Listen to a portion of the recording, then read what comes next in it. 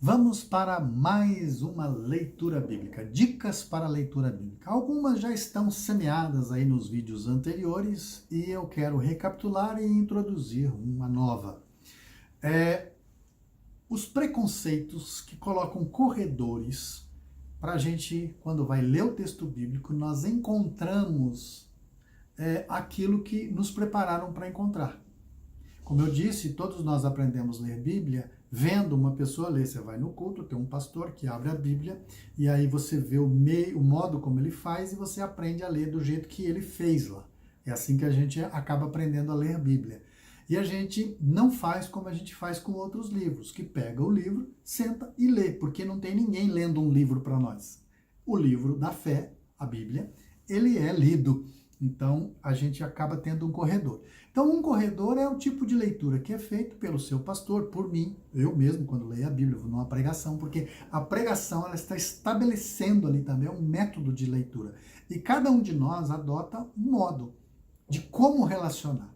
Então, existem pastores que pregam, eu já falei sobre isso, numa perspectiva sempre doutrinária. Então, ele sempre vai achar ali doutrina no texto bíblico. Tem pastores, por exemplo, que sempre acham um modo de arrecadar dinheiro. Então, todo o texto que ele lê é para mostrar que se você contribuir, aquilo que está no texto vai acontecer na sua vida. É outro modo que a pessoa acaba lendo. Então, é sempre da bênção, sempre da prosperidade. Tem outro que lê metaforicamente, ele sempre vai apresentar para você que é uma ideia que, eu vou usar uma palavra aqui, subjaz, que ela está lá escondida no texto. Existem diversos modelos de leitura bíblica. O que a gente precisa é fazer uma leitura que ela corresponda ao escopo da fé como um todo. E o escopo da fé está representado também na vida comunitária, que é um outro modo. Mais especificamente, vamos falar dos preconceitos, quer dizer, aquilo que ficou na nossa cabeça e quando a gente vai para o texto a gente vê. Já falei também sobre os comentários. Os comentaristas, eles têm o seu método de leitura, então eles podem ser doutrinários, por exemplo. Quando você lê um comentário a respeito de um texto e vai ler o texto, você encontra aquilo que o comentarista diz que estaria ali. Então esse é um ponto. O outro é quando você obedece o título que está ali na divisão dos capítulos, das seções da Bíblia. Aquele título também te prepara para encontrar aquilo que está ali no título e você perde o conjunto maior. Há também a divisão de capítulos e versículos, que nos dá a sensação de que eles estão divididos por períodos, por história com começo, meio e fim. E isso dificulta também a gente poder entender o contexto maior. Então, essas coisas precisam ser limpas da nossa mente. Os comentaristas, os capítulos e os versículos e os títulos. Não estou dizendo aqui que eles não têm o seu valor, a sua valia e não têm a sua utilidade. O que eu estou dizendo é que se você quer ler a Bíblia, precisa ler o que ela traz e não o que colocam para que você veja aquilo que está ali. Tá? Porque alguns usam, por exemplo, vão ler um texto bíblico, esse é um outro preconceito. E aí relaciona aqueles versículos, né? Você tem na Bíblia aqueles versículos, às vezes nas margens, no rodapé, que tipo, esse texto aqui, ele está semelhante em tal lugar assim. Olha, para apoiar essa ideia, tá lá, que é a referência bíblica. Então, aquela ideia de que a Bíblia explica a Bíblia. Então, você tem um versículo que Moisés falou que vai explicar Paulo, que Paulo falou que vai explicar Abraão, entendeu? Então, a gente relaciona esses textos e quando a gente vai ler, a gente encontra aquilo ali, e como se tivesse essa linearidade. E nós precisamos respeitar cada texto. Conforme eu disse, cada momento a gente pode usar palavras para dizer uma coisa diferente. E qual o exemplo que eu dei? Você já deve ter ouvido pregação de Sansão várias vezes. E você, ao ouvir Sansão, você percebeu que cada um apresenta de um modo diferente. Então, se você entender que a Bíblia é como se fosse um livro de pregação, cada um pode usar as mesmas coisas para apresentar ideias ou coisas diferentes, que vão agregar, não são concorrentes. É para agregar, ampliar o nosso conhecimento, a nossa relação com Deus. Até porque Deus é muito maior do que caiba na nossa mente. Dito sobre esses preconceitos, nós precisamos dar mais um passo. Existem algumas coisas que nós fomos preparados e quando a gente vai ler o texto, a gente vê. Então, eu já comentei aqui em vídeos anteriores sobre a gente vai ler a história de Paulo no caminho de Damasco, Atos capítulo 9, e a gente vê que ele caiu do cavalo, mas a história não apresenta cavalo. Nós vamos ler o Evangelho de João, isso aqui também eu já apresentei aqui, Evangelho de João, capítulo 14, né? Que Jesus diz, olha, na casa de meu pai tem muitas moradas. E aí a gente já associa que é uma casinha, numa cidade, com rua de ouro, uma mansão. E se a gente for ler o texto, lá não está dizendo absolutamente nada disso. E a casa ali está significando que ele vai preparar um lugar de aconchego, um lugar de proteção, um lugar de descanso para sem-tetos, para pessoas que perderam a propriedade, perderam a terra, perderam a sua casa, como era aquele contexto dos discípulos. Então, olha, Deus, eu estou indo preparar para vocês um lugar de descanso, um lugar de repouso, um lugar de tranquilidade. E aí a gente pode conversar sobre ele. E eu quero trazer como exemplo um texto específico do Evangelho de João, capítulo 3, versículo conhecidíssimo. Deus amou o mundo de tal maneira que deu o seu Filho unigênito para que todo aquele que nele crê não pereça, mas tenha vida eterna. É interessante que esse versículo a gente lê e nós não vemos o verbo dar. Deus deu. Deus doou, o verbo doar. A gente não vê esse verbo. A gente vê ali que Jesus morreu. A gente usa esse versículo para se referir à morte de Jesus. A gente faz isso porque, além de termos ouvido várias vezes a leitura desse texto e o pastor pregando sobre a morte de Jesus com esse texto, nós já vimos também inúmeras imagens, fotos, que tá a figura, tá a foto, a imagem, o desenho de Jesus na cruz, naquelas 3 cruzes, Jesus na cruz do meio e esse versículo embaixo. Fica na nossa cabeça que esse texto se refere à morte de Jesus na cruz. Mas em nenhum lugar está falando de morte de Jesus na cruz. O verbo não é morrer e nem matar. Então não seria assim, Deus amou o mundo de tal maneira que matou o seu filho? Deus amou o mundo de tal maneira que deu o seu filho para morrer? Aí você faz a pergunta, mas não foi para morrer que ele entregou? Então, nós podemos encontrar em outros lugares, Jesus dizendo assim, ninguém tem maior amor do que esse de dar a sua vida. Ninguém toma a minha vida, eu mesmo a dou. Recebi esse mandato do Pai de dá-la. Nós vamos encontrar em outros momentos. Neste texto aqui, é aqui que eu quero falar sobre esse preconceito. Neste texto aqui em específico, não é disso que está falando. Então nós não podemos pegar ideias de outro lugar e pôr no texto, porque nós vamos perder a riqueza, nós vamos perder a grandeza que está sendo expressada ali. E vamos ficar com um corredor do preconceito e todas as vezes que nós lemos o texto, nós vamos encontrar aquilo. Quer ver? O Evangelho de João, capítulo 3, que traz esse versículo, é Jesus conversando com Nicodemos. Qual é o assunto com Nicodemos? É necessário nascer de novo. A proposta, porque Nicodemos quer saber sobre a vida, e Jesus diz assim, é necessário nascer de novo.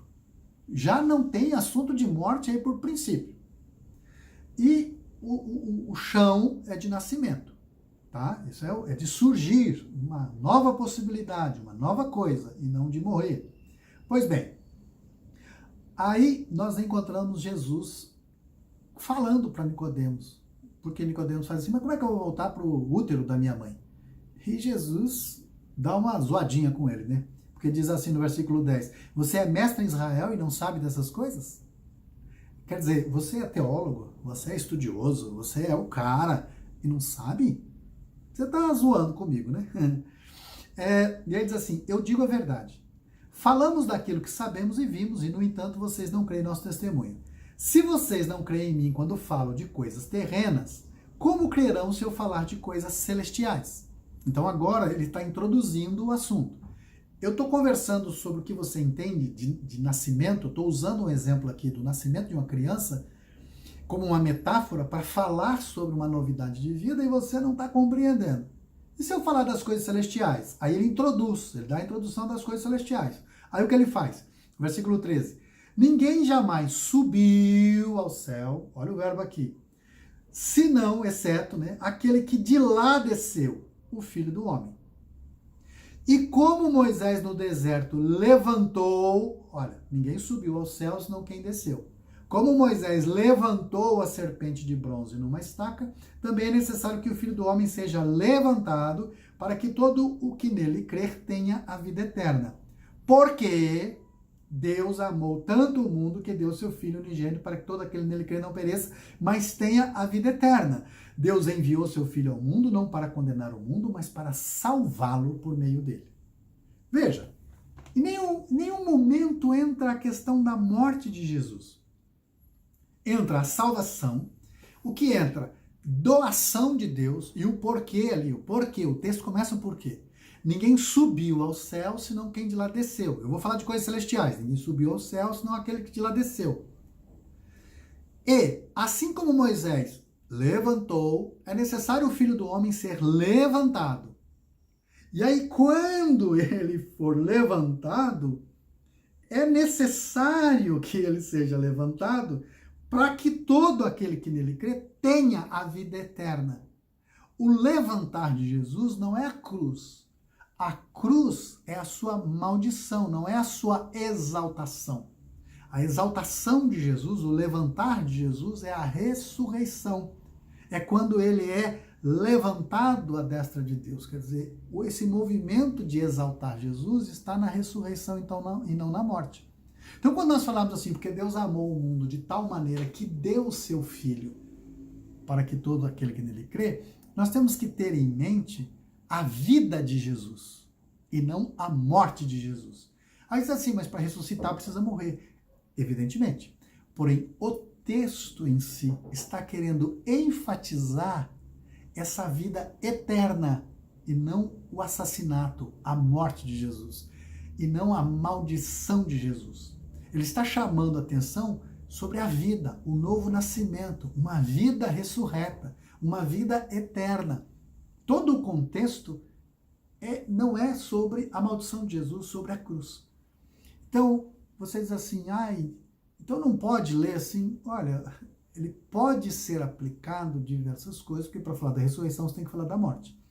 Entretanto, o texto em si, ele está trazendo isto. Ele não está trazendo outra coisa. Se você está ciente disso e que o texto traz isso, você vai dar outra aplicabilidade a todo o conjunto, todo o diálogo, toda a conversa de Nicodemos. E quando você for ler a história seguinte, o capítulo 4, que é da mulher samaritana, você vai perceber que está conectada essas duas histórias e de modos diferentes, apresentando um fio.